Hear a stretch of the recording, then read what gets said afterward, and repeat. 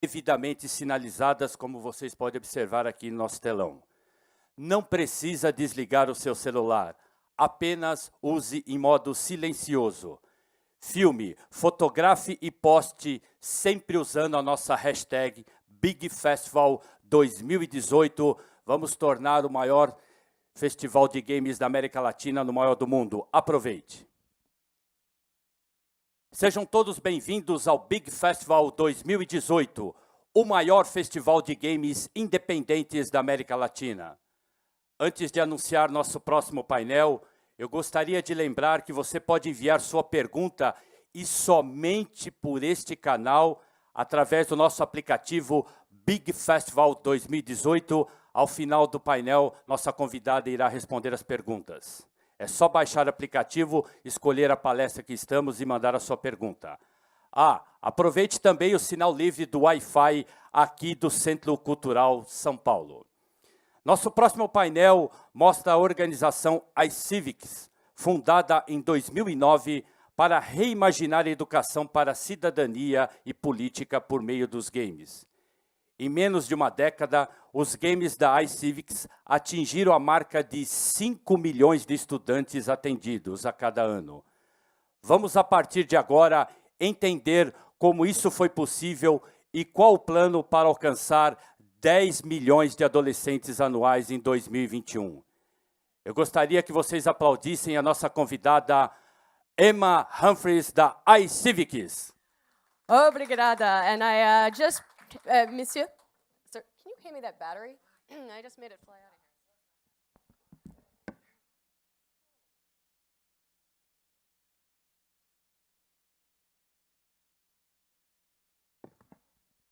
Good morning. All right, so we're going to talk about iCivics today, and I spent a few days here of having a great time and realizing that I'm a little bit of a fish out of water, right? This is an independent game festival, and that's not quite what we do. So I'm going to spend just a few minutes talking about who we are and what we do before I get into our secrets to reaching millions of students each year. And I'll start off by saying the secret is not lots of marketing dollars. In fact, when iCivics first started, we had no marketing budget whatsoever. We do now invest what many of you might consider pennies in marketing, but that is not the secret to our success. And so I hope there's some takeaways here, even given that we're in somewhat different industries, but I think we have the same cause. So I am Emma. I am the Chief Education Officer for iCivics. I have no background in gaming other than the work I do here at iCivics. My background's in political science and education, and so I serve as sort of the Chief Educational Officer, the pedagogical expert, if you will, for the organization, and I lead our curriculum team, which is made up of teachers, and that helps too. We can talk about that. So let me talk a little bit about who we are. We are an educational nonprofit. We think of ourselves as ed tech. We're in the United States, and we have 19 games. That's what we're most known for. So what I like to say is come for the 19 games, stay for the over 200 educational resources. So we have over 200 resources. Only 19 of those are games, and I reiterate that a lot because it's a big part of our success. But it's also a part that some people don't know. They just think like, oh, iCivics, they make those great games that my kids play at school. We have about 150,000 registered teachers and about 6 million students playing our games each year, and we do this with 15 team members. So there we are. That is Team iCivics. That's us. We're mostly in Boston, although I live in Florida. We have a gentleman down in Rio and folks all over the United States. And if you're wondering where I am in this picture, I am the panda. Because let it be known that if you dare me to show up in a panda costume at a staff retreat, I will spend $150 US to rent a panda suit and show up, because it's worth the laughs. All right, so I want to tell you our story, right? Because everyone loves a good story, and I usually say don't let the truth get in the way of a good story. But this time I'll tell the truth, because it's the truthful story, the real story is really a good one. And it's one that starts with that magnificent woman right there. For those of you from the United States, you may recognize her as the first female Supreme Court justice in the United States, the first female on the court. It took over 200 years to finally get a woman on the court, and it was her, Justice Sandra Day O'Connor. And what she likes to say is, it was cool to be the first, but I just didn't want to be the last. So she knew the pressure that was on her.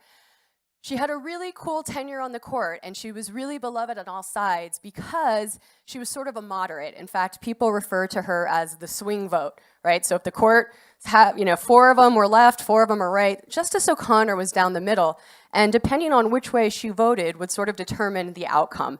And that's an important point to our story because when you're making games and resources about teaching politics and teaching government, it's really important that folks don't see you as a leftist organization or a rightist political organization. You sort of have to be down the middle, neutral, nonpartisan, if you will. So Justice O'Connor had a great tenure on the court. She was really beloved. In 2006, her husband fell ill, and so she retired to take care of him.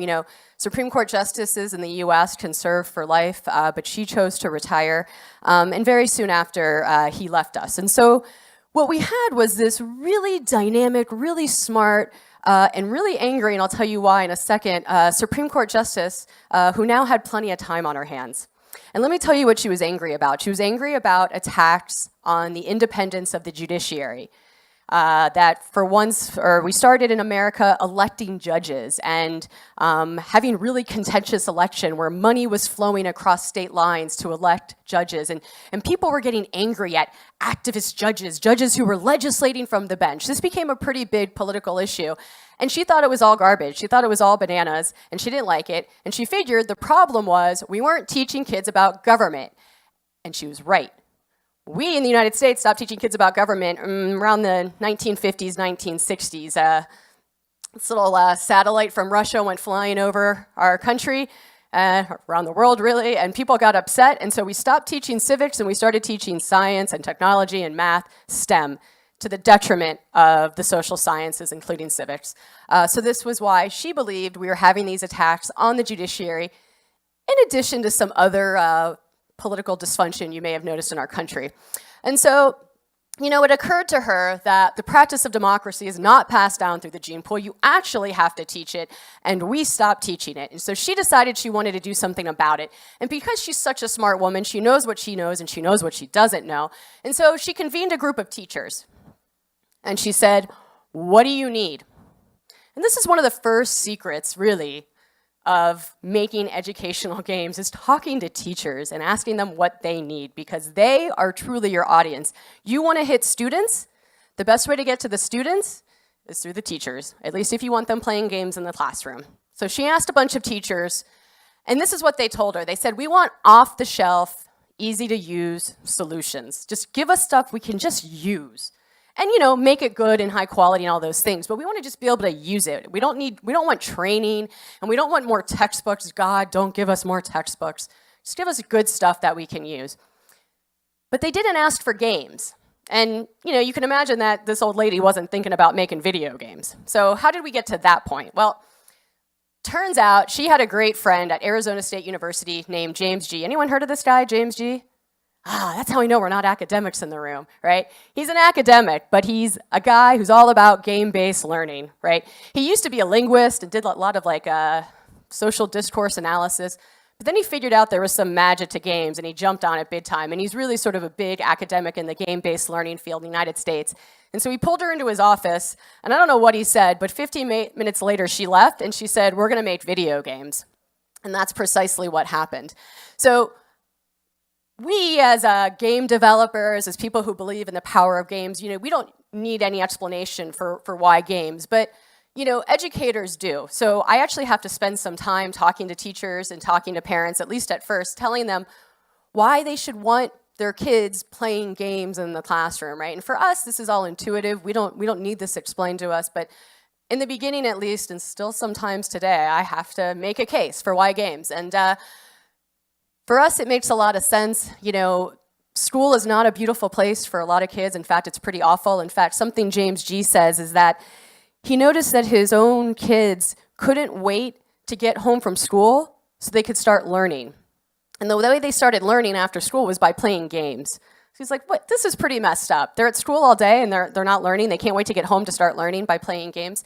And there's a lot of reasons why. Kids have damaged school-based identities. Games give them a virtual one. They get that immediate feedback. They can feel this sense of agency. And ultimately, you can participate in the learning with less anxiety. And that's really powerful, because if you remember from your own education, maybe you have children, there are those kids in the room who are not participating.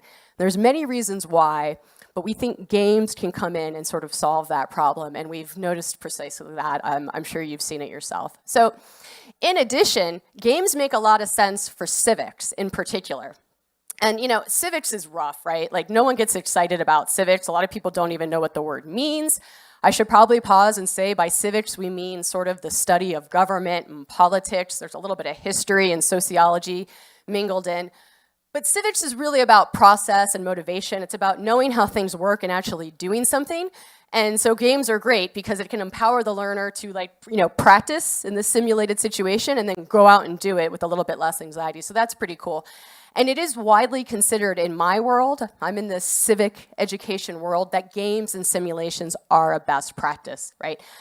Not every kid's gonna grow up to be president. Probably a lot of them don't want to. Can't say I blame them. And a lot of kids are never gonna be on the floor of a legislature, right? So how do you truly teach that and make it real while you simulate it? And that's why civics and games are a match made in heaven, I believe. And lastly, because, again, no one gets excited. Civics is super boring. It's the worst subject in the world. It is, by the way, and this is documented, one of the most poorly taught subjects, at least in the United States. Textbook, lecture, sage on the stage. It's awful. Worksheets. No one looks back on their civics and thought, like, wow, that was really like a cool class. That was my favorite class. And so, again, games to the rescue. So we made 19 games, 19 titles. That's it. It's not really a lot for a company that's known, an organization that's known for making games. And a lot of them we cranked out really fast, like really early. So a lot of these games, I would say, are pretty long in the tooth. We've upgraded about 6 of them. And a big part of that upgrade was just getting them out of Flash and into Unity. And that's a problem we'll be trying to solve moving forward with our games that remain in Flash, since those will no longer be supported. You can't quite see the little time here, but if you were on the site and you were looking at these games, what you would notice is they all tell you how long they take to play, and they really vary. Anything from 5 to 15 minutes to 45 minutes. And that's actually part of our secret, and I'll talk about that in more detail in just a few slides. So everything, and this is another big thing that really helps us, it's all free. Every game is free to anyone, anywhere. Teachers, students, parents, citizens in the US and across the world. In fact, we see a lot of gameplay internationally. Everything available at iCivics.org. You can just hit play and start playing one of our games. And if you're gonna do that, by the way, I really recommend Do I Have a Right? That's my favorite, followed by Win the White House. And if you wanna see an example of a more simple game for more like elementary, younger learners, I would say Immigration Nation, which we're currently upgrading and translating into Spanish. But all free, all online. You don't have to create an account, but you can, and that's free too. And of course, having that account will allow you to do things like save and resume gameplay, and for your teacher, if you're a student, to say, oh yeah, you actually played the game and get credit for it. And then we've ported a handful of games. Those games that we did Unity upgrades, we also at the time ported them, so we do have some of them available for download on the app stores. But I thought to really give you a taste of what it means to play an iCivics game, or what an iCivics game really is in essence, I should show you one. And so this is our most popular title, Do I Have a Right? You run a constitutional law firm, you have clients come in, you have to decide if they indeed have a right, and then you have to match them with the right lawyer. It turns out it's an incredibly effective way to teach kids about their rights. And if they're US citizens, to teach them about the rights that are found in the US Constitution. And so this game, because it was so popular, we upgraded it. We added features to support struggling readers and English language learners, and we translated it into Spanish. So you can also play Tengo Algún Derecho. Unfortunately, we don't offer it in Portuguese yet. It turns out translation's pretty expensive, and we're a small nonprofit, and we have to raise every dollar every year. But knowing that so many students are English language learners and aren't Spanish speakers, we also offer these features inside to help them out. And so hopefully you'll get a little taste of those as we show the video, the trailer for this game. This is our new law firm.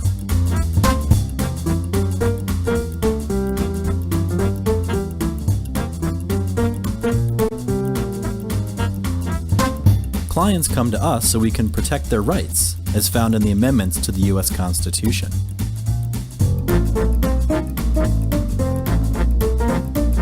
Do I have a right to assemble and call for Do change? I have a constitutional right to fly Air Force One? Do I have a right that the police violate? Do I have a right to criticize the government in my news blog?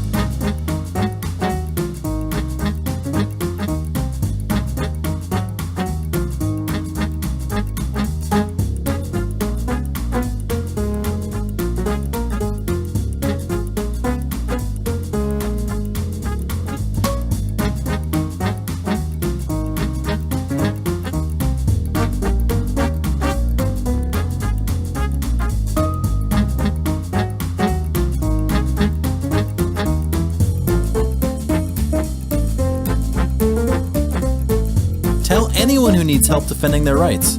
We're officially open for business.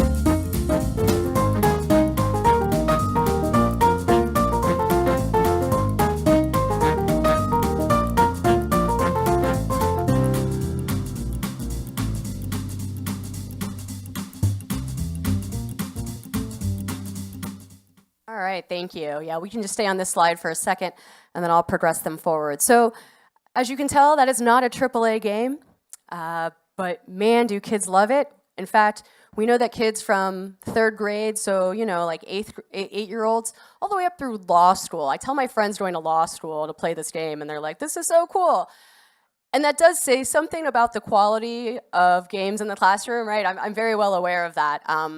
It's probably somewhat primitive, right? Especially compared to what we're seeing at this conference. But in the classroom atmosphere, this tends to be a pretty innovative thing. And if you recall earlier, I said that the teachers didn't ask for games. They just asked for off-the-shelf solutions that they could just use. And it turns out that this is a great example of that. And for us, innovation, it means sometimes giving people what they didn't know they needed or didn't know they want. And what we found after we made these games is that, wow, teachers really want them. They're always asking us to make more, to which I say, if you've got the money, honey, I've got the time. But we are a nonprofit, so if we're going to build a new game, we need to raise anywhere from $500,000 to $1 million to do it. They are all single-player role-playing games. That's it. Nothing super sophisticated here, no more pegs. Don't get me wrong, teachers ask for it all the time, and we'd love to get to that point, but we're just not quite there yet. So we have 19 games. They're all supported by additional curricular resources. So to give you an example, most kids in the US at some point, I hope, have to learn about the US Constitution, whether it's in their middle school civics class or their high school history class. So we offer a couple of games. Does this thing have a pointer? Yeah, so you can see that's a game, but we also have lesson plans, and we have web quests. Do you guys know what web quests are? Talk about Web 1.0, super primitive, but it turns out teachers love them. We were shocked. So, we were like, oh, should we start making more web quests? No, that's old stuff. Well, let's look at the numbers. Do teachers use them? Oh my God, they're more popular than some of our games. And that's something else we need to keep in mind when we think about getting into classrooms, is that you have to meet teachers where they are. You have to innovate, and that's really important in what we do, but you also have to meet them where they are, and for a lot of teachers, they're not at games yet. They just want to do web quests. But if you can get them in the door with the web quests and the high-quality lesson plans, they'll probably start playing your games. They'll start to trust you. They'll see you as a trusted brand. So we call all this the game sandwich because we're really clever and really sophisticated. So the idea here is that the game is the meat. It's really the most engaging, most fun, most effective part, but we know those games are more effective if teachers teach around them.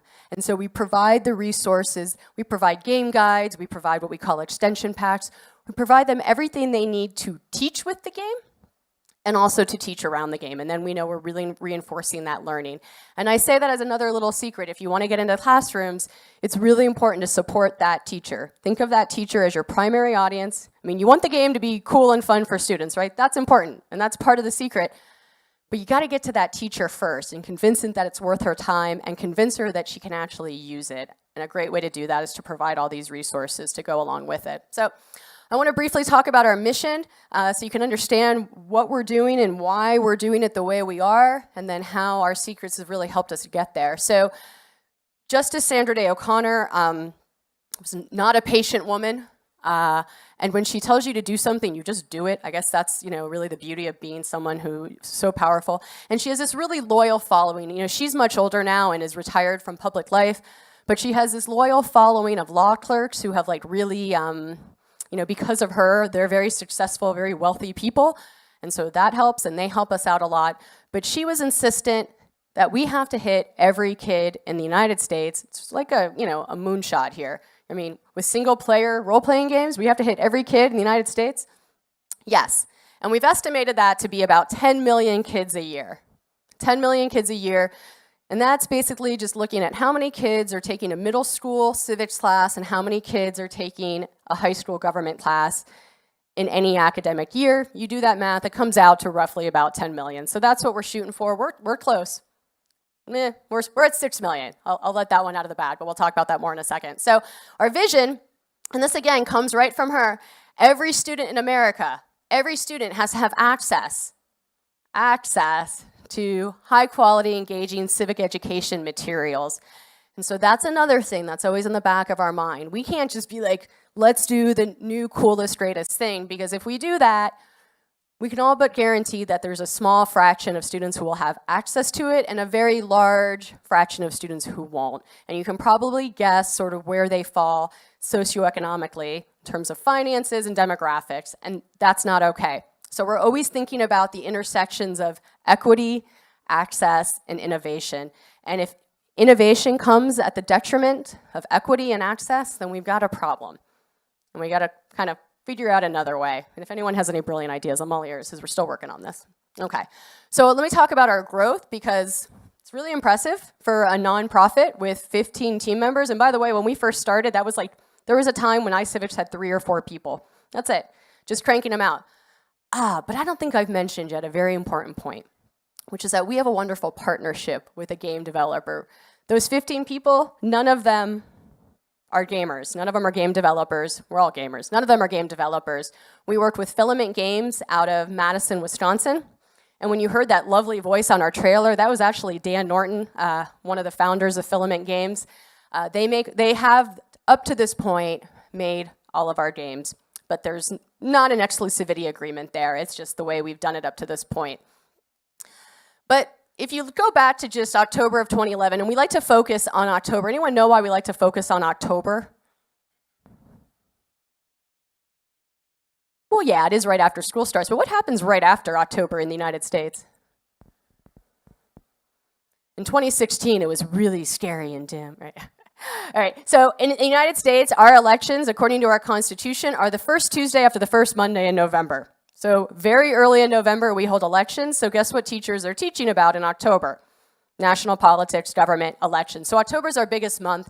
And you see here this really remarkable jump. And I mean, I'm pretty proud of the fact that at one point we were under 300,000 students or gameplays, and then 3 million in November of 2016. That was a big year. Everyone knows November of 2016 in the United States and probably beyond, it was a really big deal. But that didn't just happen on its own. We manufactured that. We made that happen in other ways. We could have just had had we done nothing, we would have hit 2 million, I'm sure, no question. But we wouldn't have hit 3 million. We made that happen. And we made that happen by upgrading a game that taught exactly what everyone was thinking about at the moment. And that's another big secret to our success, is we take advantage of national teachable moments. What is everyone talking about right now? Make a game about that. And we're not that nimble. We can't just be like, Anthony Kennedy just retired from the Supreme Court. We're going to have a new appointment. Let's make a new game. Wait, no, that takes too long. But we can crank out a lesson plan that fast. And we can also see what's coming. So we knew this was coming, and we prepared for it, and we upgraded the game that taught kids something that's really hard to learn. In fact, it's really hard for adults to learn or explain. Don't ever ask just sort of an American on the street to explain the Electoral College. It's really hard to do. And they could be really bright. I'm not making fun of them. It's just really hard. But every kid needs to learn it, and so we made a game about it, right? It's something that teachers needed. It was hard to teach. Students needed to learn it, and everyone was talking about it in the lead up to the election, so we provided a game. We also did a pretty big PR campaign around it. That was the first time we really invested majorly in in marketing and NPR. We got a New York Times article. That kind of stuff can really help drive traffic to your site. So that worked out for us. But we ended up seeing 3.9 million gameplays just of Win the White House from March 1st to November 8th of 2016. That's taking advantage of a national teachable moment. So as we know, in November, this happened. And that was a moment in the United States. I think it was a moment around the world. Say what you will, it was a moment. Everyone was thinking about it, everyone was talking about it, and it turns out just about everyone was worried about it. Even people who might have voted for him were like, this is a little scary. And it's actually been referred to as this. Anyone know what that is? I actually mentioned it earlier. That's Sputnik. That's Sputnik. And when that went around in, what was it, 1957, I think? Everyone freaked out, and they changed everything. Well, people have referred to Trump's election, the 2016 election, as a Sputnik moment for civic education. That for years we've been kind of neglecting civics, and then this happened, and everyone's like, whoa, whoa, whoa, maybe we should start teaching civics again. And so that has helped us a lot. And it's helped us a lot from all sides, all political sides, liberals and conservatives. Like I said, everyone's feeling a little uneasy about American democracy right now, myself included. And, for better or for worse, it does help business. It does help drive a lot of attention to us, and it's, it's been a boon for fundraising, and fundraising is what we have to do in order to make new resources. So we got to work again. We didn't just we all sort of licked our wounds the day after the election, and it was like, well, what are we gonna do next? Well, we actually already had a plan because we knew that regardless of the outcome of the election, there would be a new presidential administration coming. Most people didn't think it would be Trump, but it would be a new administration, no question. And so we upgraded another great game that teaches all about what the president does, executive command. So here are these teachers. They don't know what to do. Their kids are coming in. They're asking all sorts of questions about what's going to happen. People think we just elected a new king and that everything's going to change overnight. No, no, no. We have 3 institutions. We have 3 branches of government. There's a way these things work. And so teachers could turn to our games in this very difficult political and cultural moment in the United States and feel confident that their kids would learn something, walk away understanding, maybe feel even a little comforted by this new knowledge, and also take confidence in knowing that it would be completely nonpartisan, nothing preachy. None of our avatar, so we made that avatar for fun, the one that looks like Trump. We just made that for fun. We've actually never used it other than things like this. If you play any of our games, they're just neutral avatars because we don't want them to be political. We want to teach the kids the process, the institutions, the structures, not the people. You can talk about people a lot, and I hope teachers do. That's another best practice in civic education, but you won't find that in our games. And so here's where we are today. We're used all across the country in all 50 states. 76% of our teachers work in public schools. 49% work in Title I. If you're not from the United States, Title I refers to a special classification and additional funding for schools that have very high minority populations and very low socioeconomic status. So schools where students qualify for free lunches, which, by the way, is not a thing in the States unless you're in a Title I school or you classify for that. So we have this really broad reach. Something else we know is that about 55% of middle school social studies teachers use iCivics. It is rare that I talk to a group of social studies teachers and they don't know who I am and already love me and my organization for what we provide. We're in about 25% of high schools, and that number is continuing to rise now because we're starting to make more resources specifically for the high school classroom. So now I want to talk really specifically, this is why I think you guys are here, and I hope this is helpful, and I hope there's some takeaways, some parallels to the work that you do. I do think there is. If you want your games in classrooms, you have to follow the 4 Ps, the iCivics 4 Ps. We swear by these, and when you have a solid criteria like this, it makes it really easy to determine what you want to do. Someone comes to you with an idea, and you say, oh, that sounds really neat. I can give an example. Someone came to us and they said, we want to make a game all about government, legislative accountability. And I went, oh, that sounds really neat. Like, I would play that game. And then I started going through my 4 Ps, and right out of the gate, it didn't match. And so we said, we're sorry, we're not gonna make that game. We'll make some lesson plans as a supplement, but we're not gonna make that game. And so we really stick to this. So I'm gonna go through them. Their purpose, process, practicality, and playability. We really love alliteration at iCivics, and so let's go through these, let's talk about them. Okay, so purpose. You have to ask yourself, what learning objectives do you need to communicate to the player? The bottom line is if you're not giving teachers something they need, something they have to teach, they're not gonna use it. You can make the coolest game in the world, but if it doesn't cover a standard that teachers have to teach, that they are expected to teach in order to do their job, they are not gonna give up valuable class time in order for students to play it. So we always start with objectives. What do you want the game to teach? And is that something that kids need to learn?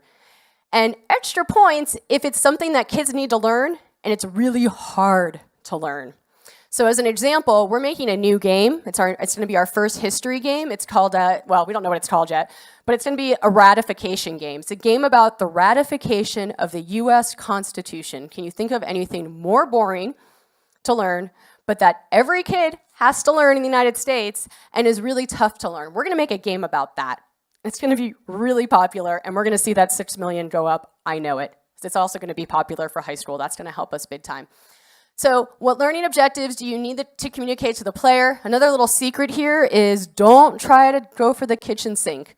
Pick 1 or 2, maybe 3 very clear, specific objectives and make the game about that. If you try to teach a laundry list of objectives, it's not going to be a good game. It's not going to be effective. So using Do I Have a Right, the game I showed you the trailer for, that's very clear. We want students to learn the rights in the Constitution. That's the objective. And if they can apply them in a real world setting, even better. That's it. That's all that game is really teaching. So P number 1 is purpose. P number 2 is process. We spend a lot of time, once we determine those objectives, this is what we want the game to teach. Kids need to learn it. It's really important. Here's our objectives. Well, how does that translate into gameplay?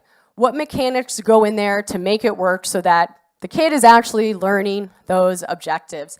This is one of the hardest parts. We spend a lot of time prototyping. We spend a lot of time working with our partner, Filament Games, to arrive at that. And I mention that partnership once again because when you have iCivics and Filament Games in the room, you have educators, teachers, a lot of my team is former teachers, and you have game developers, and we're talking together, what does this look like? And it's really neat when you have these discussions and you get this fresh perspective. So one example is we were making this tool. It's not even a game, it's a tool. It's called DB Quest. And we wanted to be very sort of linear and guide the student through the tool because it's all about analyzing primary sources. It's really hard to do for a lot of students. So we wanted this really guided experience where you take the learner by the hand and you take them through the documents. Well, the guys at Filament, they were like the nerds in high school, right? They were really smart. And so they're making this tool and they're thinking, I would hate to use this. This would have driven me crazy to not be able to move around and have more freedom. So we said, well, okay, then make 2 versions of it. And so they did. And that's a perspective that we would not have brought to the table. We weren't thinking like that. We were thinking as teachers. They thought about when they were students, and we made a better tool because of it. The next P is practicality, and this is really, really, really important. How does a learning experience translate into a real experience in the classroom and beyond? Again, teachers aren't going to waste valuable class time if it's not teaching something they need to teach, and if it's not something they can actually use in the classroom. So when I showed you that screen with all of our game titles earlier, I talked about how there's different times, anywhere from 5 to 10 minutes to 45 minutes. Nothing is longer than a class period, a typical class period in the United States, which is usually 45 to 50 minutes. So the idea is they can use this in a classroom. It's not like, all right, we're gonna need to block off 3 days and get the computers for 3 days. No, you can do it in just 1 day. And that's true for all of our resources. I think something else worth noting is that the access to technology is really different across the board. And so some teachers typically in the United States, you can count on every teacher having a computer, a projector, and internet access. That's kind of like the basic level right now that we can count on. And then you have some classes that, or some schools that have one-to-one ratios with technology. Every kid has a Chromebook. Every kid has a tablet. We make our games to be playable in any scenario. So a teacher could sit there with her computer and ask kids to come up and they can play the game as a class. The teacher could pass out the 5 laptops she has access to and she can group the kids up or have them work in pairs. Or the teacher can just assign it to every kid and they log into their own Chromebook that's been assigned to them and they can play it individually. Truth be told, the magic is when you pair them up. And that's something else to think about. Try to envision what this would look like in a classroom. What would you really want the kids doing? See, a lot of people think that you want to walk in and just see like quiet, like the kids are totally engaged. I actually don't want to see that. I want to walk in and see kids talking to each other and laughing and high-fiving and talking about the game and asking questions. And the best way to facilitate that is to have them do paired play. That's my favorite. So practicality, it has to work. Think about the classrooms, the schools in your country or in whatever country you want to be in. And if it's all countries, that's a harder question to answer, but think about that. And then what do they need to make this work in those classrooms? Lastly, playability. I think we all keep this in mind when we make games. Is it fun? Would you want to play it more than once? If you drop the ball here, you could have hit those other 3 Ps beautifully. If you drop the ball here, you're dead in the water. The teachers know when the kids don't like something. The teachers know when it's just falling flat or when they don't want to play it again. So, the teacher could say, come on, I want you to play Do I Have a Right again, to practice for your test, to learn your rights. And if the kids don't think the game is fun, they're not going to get very far into it. They're not going to learn that much. So playability is really important. It's true for every game, but it's just as true in educational games. I can't tell you how many times I've seen educational games that are really just veiled kill and drill. It's not a game. It's just like you took like a review activity that you could do on flashcards and you digitized it. That's not a game. It needs to be a game. It needs to be fun. It needs to be playable. So those are our 4 Ps. We stick to those religiously. When someone comes in with an idea and it doesn't hit one of those, we don't do it. And if we get through that first one, the purpose, then we work really hard to make sure that the other Ps fall in line. And I think we've accomplished that more or less with all of our titles. Here's just a few other things that have worked for us. I realize we're a different type of organization. We're sort of an industry outsider here. But what has worked for us is investing in PR. That's not something we used to do. But now we have someone working full-time for us who made sure that we're in the newspaper, we're on TV, people are seeing us on CBS Evening News, they're seeing us in the Washington Post. That helps a lot. It helps drive traffic to the site, but where it really helps for us is fundraising. And I can't say it enough. We raise every dollar every year. We have to fundraise. We have to leverage teacher word of mouth. If you build something really good that works in the classroom, teachers will tell each other. Like, hey, have you been on iCivics yet? What's iCivics? How do you not know what iCivics is? Oh my gosh, let me show you. That's how we really grew those first few years. We made really good stuff, and teachers told each other about it. In fact, to this day, we have teachers presenting on our behalf. Sometimes we don't even know about it. We show up to a conference and there's someone presenting iCivics. It's a teacher who submitted a proposal to tell other teachers about us. That's pretty neat. We listen to them. We listen to them a lot. And we sort of cultivate relationships with them. So we have a loyal following. I think that's really important for any organization, whether it's for-profit, non-for-profit. But these people, we have an educator network. I'll show you their picture in a second. They do the hard work for us of just spreading the good word about iCivics. You can invest a lot in marketing. We've started to do it.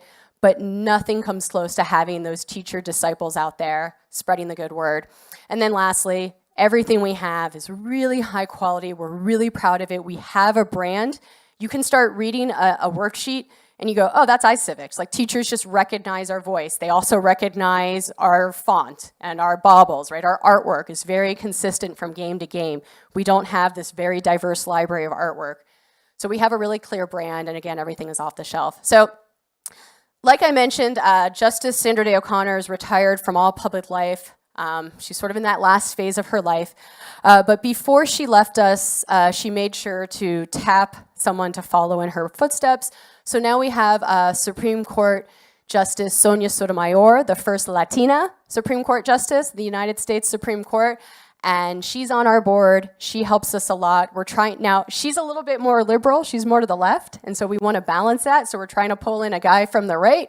We'll see, we're almost there, but that's important, right, to show that you're nonpartisan, because if you're partisan, you're either not going to get used at all or you're not going to get used in half the classrooms. But this is the best compliment I've ever received for this organization. I've heard a lot of great praise. I'm always really proud of what we do and what we provide. But when I heard her say this to a group of funders, I thought, wow, that's the most magical thing I've ever heard. And I think it's truly our secret. We listen. When teachers tell us what they need, we do our best to provide it. I'll tell you what they're asking for right now. They're asking for more resources for English language learners. They want the game to be accessible to students who don't speak English. They want translations. And I would give a digit to be able to provide all of our games in every language, but they want that. So we're getting there. We're investing in it. We've started sort of experimenting. We translated 2 games into Spanish, but that's a drop in the bucket compared to what we really need to do in this regard. They've also asked for accessibility. We have teachers asked if we can send them our lesson plans as Word documents. Right now they're PDFs. If we can send them as Word documents so they can put them through the Braille printer and have them accessible to students who cannot see. So all of that stuff, we keep that in mind, we listen. We can't always answer right away, but we always hear them and we always respond. Even with 15 people, if you email iCivics, you will get a response. That's our original iCivics Educator Network. You could see, Justice O'Connor there in the middle. She would listen to us. And these people, all of those people, this group, by the way, has now grown to about 170 teachers across the country. They would do anything for Justice O'Connor. They would do anything for Justice Sotomayor. They would do anything for iCivics. I asked them to do any task, big or small, to help us out. And I always get a slew of volunteers, and that helps us a lot. So I think at this point, I'll ask, I think there might be some questions, and I'll look forward to taking those. We have one question. Yes, I will ask in Portuguese. Yeah, please. Você disse que a iCivics tem representante no Rio de Janeiro. Qual o trabalho que a iCivics desenvolve lá?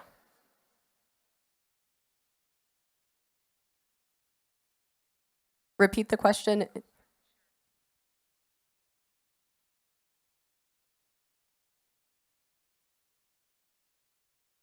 Yeah, that's a great question. So the gentleman we have, his name is Gabriel. He's our development associate, which means he's one of our top fundraisers. He spends all day writing proposals to get folks either from the government or from the private sector to help fund us. He used to be in Boston, and he came to he came to Brazil on vacation, and he came back and said, "I'm moving to Brazil. I love it there. I never want to leave." And so he moved here. So we're not doing development work here. We're not coding here. We don't have partnerships here. It just so happens that we have a member of our team who lives here. But this is our first time at Big, and I'm hopeful that perhaps that will change. We don't have any more questions, but I would like to thank you. Fernando will say a few words before we end. Muito obrigado a todos que acompanharam esse painel, especialmente a nossa convidada. Vamos aplaudir Emma Humphries, da iCivics. Thank you very much. Lembrando que a programação do Big Festival continua. Nosso próximo painel, Blockchain, Tokenização, ao meio-dia. Peço a todos que continuem subindo nossa hashtag Big Festival 2018. Peço a todos que saiam e voltem ao meio-dia. Obrigado, uma boa tarde a todos.